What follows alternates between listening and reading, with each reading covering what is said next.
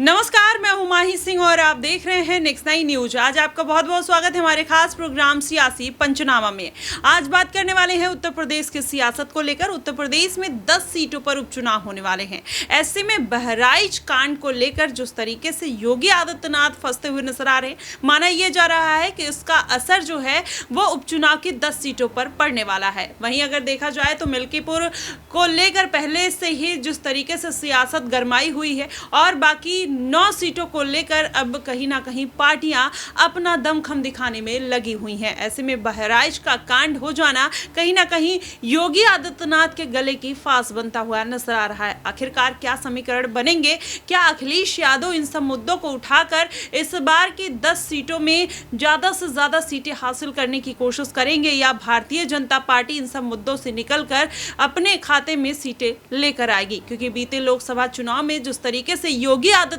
की किरकिरी होते हुए नजर आई थी, 400 पार का नारा लगाने वाली भारतीय जनता पार्टी 240 सीटों पर सिमट कर रह गई थी और इसका पूरा फायदा अखिलेश यादव को मिलता हुआ नजर आया था। अब ऐसे में देखना होगा कि इस बार के उत्तर प्रदेश के सियासी समीकरण आखिरकार किसके पक्ष में जाते हैं और कौन 2027 के लिए एक बेंचमार्क साबित करता हुआ नजर आता है। आज इन्हीं तमाम मुद्दों पर चर्चा करेंगे। हमारे साथ मनीष मौजूद है। मनीष, क्या लगता है कि जिस तरीके से बहराइच का कांड हुआ है और उपचुनाव है उत्तर प्रदेश में और कुछ सीटों को लेकर आपने देखा कि संजय निषाद नाराज चल रहे हैं, और वहीं पर अगर देखा जाए तो जयंत चौधरी भी ज्यादा से ज्यादा सीटों को लेकर मांग करते हुए नजर आए थे, तो कैसे देखते हैं पूरा समीकरण? किसके पक्ष में फैसला जाने वाला हो सकता है और ऐसे में बहराइच के मुद्दे को लेकर क्या कहना है आपका? जी बिल्कुल माही, यहाँ पर देखा जाए तो 10 सीटों पर उपचुनाव होना था, लेकिन चुनाव आयोग ने जब प्रेस कॉन्फ्रेंस की तो यहाँ पर केवल 9 सीटों पर यहाँ पर उपचुनाव के लिए तारीखों का ऐलान किया है, जो कि 13 नवंबर तय की गई है। और ऐसे में एक सीट फिलहाल छोड़ दी गई है, उस एक सीट पर बाद में उपचुनाव किया जाएगा। लेकिन देखा जाए तो 9 सीटों पर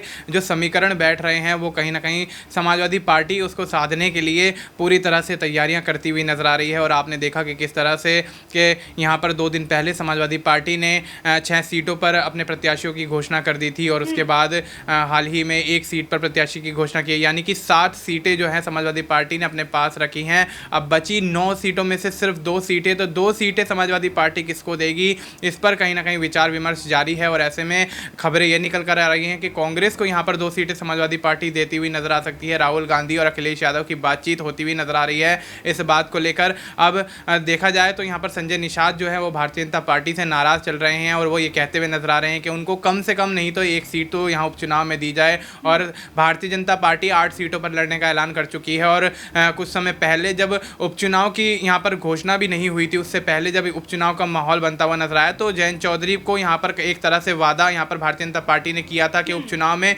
उनको यहाँ पर 1 से 2 सीटें दी जाएंगी। और आपने देखा कि 10 सीटों पर होने वाले उपचुनाव अब 9 सीटों पर होते हुए नजर आ रहे हैं। उन 9 सीटों में 8 सीटें तो भारतीय जनता पार्टी ने अपने पास रख ली हैं, अपने खेमे में रख ली हैं, और एक सीट जो बची है उस पर अब जयंत चौधरी का यहाँ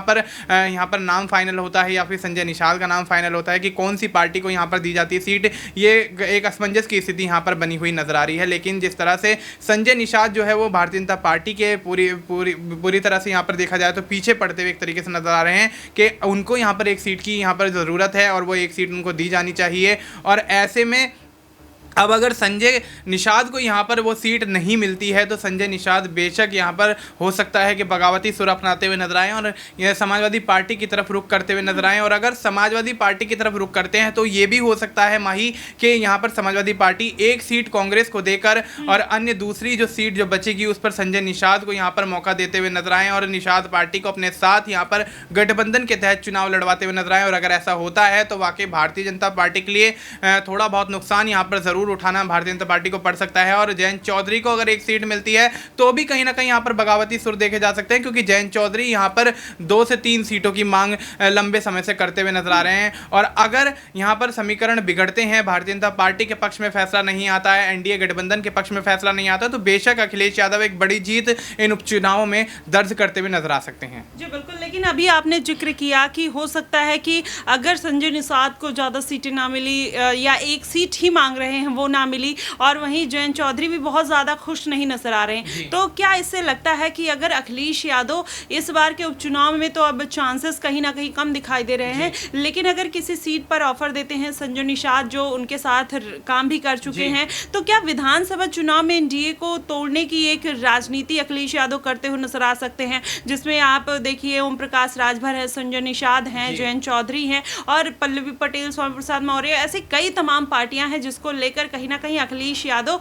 अपनी अगर एक रणनीति बनाएंगे तो जाहिर तौर पर कहीं ना कहीं दलित और ओबीसी वोट बैंक पर एक निशाना साधते हुए नजर आ सकते हैं। लेकिन उसका क्या मतलब निकलेगा कि अगर अखिलेश यादव एनडीए गठबंधन में फूट डालते हैं तो उसका सबसे ज्यादा असर क्या उस प्रत्याशी पर पड़ेगा या फिर भारतीय जनता पार्टी पर पड़ेगा, क्या कुछ लगता है आपको? जी बिल्कुल, यहाँ पर माही, यहाँ पर अगर देखा जाए तो आप जिस तरह से कह रही हैं कि अभी फिलहाल तो स्थिति ऐसी नहीं बनती है कि यहाँ पर अखिलेश यादव, संजय निषाद और जयंत चौधरी दोनों को एक एक सीट दे दे, क्योंकि कांग्रेस से वो वादा कर चुके हैं और कांग्रेस के साथ गठबंधन में चुनाव लड़कर उत्तर प्रदेश में यहाँ पर बड़ी जीत दर्ज करते हुए नजर आए हैं। अकेले के दम पर यहाँ पर 37 सीटों पर जीत दर्ज की है अखिलेश यादव ने, 6 सीटों पर कांग्रेस ने कब्जा किया है। तो अब ऐसे में कहीं ना कहीं कांग्रेस का साथ तो मुझे लगता है नहीं छोड़ेंगे, और अगर ऐसा होता भी है तो विधानसभा चुनाव को लेकर बेशक यहाँ पर कोई बड़ा फैसला अखिलेश यादव ले सकते हैं। संजय निषाद और जयंत चौधरी को यहाँ पर कोई बड़ा ऑफर अगर दे देते हैं तो बेशक वो उत्तर प्रदेश के जो विधानसभा के चुनाव है जो कि 2027 में होने हैं, उसमें संजय निषाद और जयंत चौधरी को अपने पाले में करते हुए यहाँ पर देखे जाएं। और आपने पल्लवी पटेल की बात की, आपने यहाँ पर ओम प्रकाश राजभर की बात की, तो हो सकता है कि अगर यहाँ पर 2 से 4 सीटें भी इन तमाम दलों को यहाँ पर देते हुए अखिलेश यादव नजर आते हैं तो बेशक सेंधमारी जरूर करेंगे वोट बैंक में, और भारतीय जनता पार्टी जो है वो कहीं ना कहीं उत्तर प्रदेश की राजनीति में पिछड़ती हुई नजर आएगी और एनडीए के अंदर एक बड़ी फूट यहाँ पर देखी जा सकती है। जी बिल्कुल, लेकिन यहाँ पर मनीष एक छोटा सा क्वेश्चन और मेरा रहेगा कि जिस तरीके से बहराइच का पूरा मुद्दा निकल कर आया, योगी आदित्यनाथ ने एक्शन लिया, लेकिन कई ऐसे उनके फैसले रहे हैं जिन पर हमेशा से क्वेश्चन मार्क लगता हुआ नजर आया, चाहे मंगेश यादव का मुद्दा हो, चाहे आपने देखा सुल्तानपुर में अनुज प्रताप सिंह का एनकाउंटर का मुद्दा हो, या फिर कांवड़ यात्रा, ये तमाम ऐसे मुद्दे हैं जहां पर योगी आदित्यनाथ के ऊपर हमेशा से सवालिया निशान खड़े हुए हैं, चाहे मुख्तार अंसारी, अतीक अहमद, ऐसे कई चेहरे हैं जिन पर योगी आदित्यनाथ ने सख्त से सख्त एक्शन लिया और विपक्षी पार्टियां हमलावर रही। क्या इसका कोई प्रभाव इस बार के उपचुनाव में देखने को मिल सकता है? जी बिल्कुल, यहाँ पर देखा जाए तो माही, यहाँ पर अगर उत्तर प्रदेश की बात कर ली जाए तो यहाँ पर जिस तरीके से योगी आदित्यनाथ ने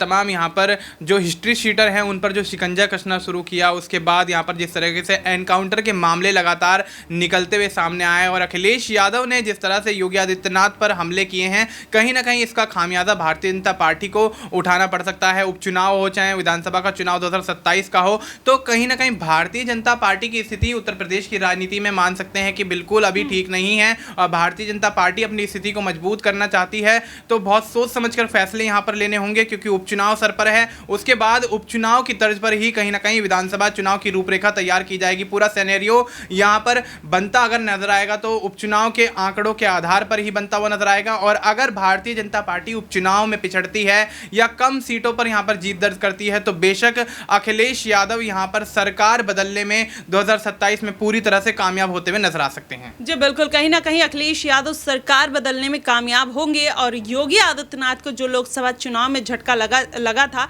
इस बार के उपचुनाव में भी वही संभावना बनती हुई नजर आ रही है। फिलहाल देखना दिलचस्प होगा कि आखिरकार इस बार भारतीय जनता पार्टी कितनी सीटें जीत कर ले आती है और अखिलेश यादव कितनी सीटों पर जीत दर्ज करते हैं। वहीं अखिलेश मायावती किस तरीके से गठबंधन की तरफ आने वाले विधानसभा चुनाव में आगे बढ़ेंगे, या फिर इस बार स्थिति साफ होती हुई नजर आएगी कि मायावती ने ऐलान पहले ही कर दिया है कि वो गठबंधन नहीं करेंगी, चंद्रशेखर आजाद ने भी वही ऐलान किया है। तो किस तरीके के उत्तर प्रदेश के समीकरण बन रहे हैं, आपको क्या कुछ लगता है, आप हमें कमेंट बॉक्स में जरूर बताइएगा। फिलहाल के लिए बस इतना ही। देश और दुनिया की तमाम खबरों के लिए हमारे साथ बने रहिएगा नेक्स्ट 9 न्यूज पर।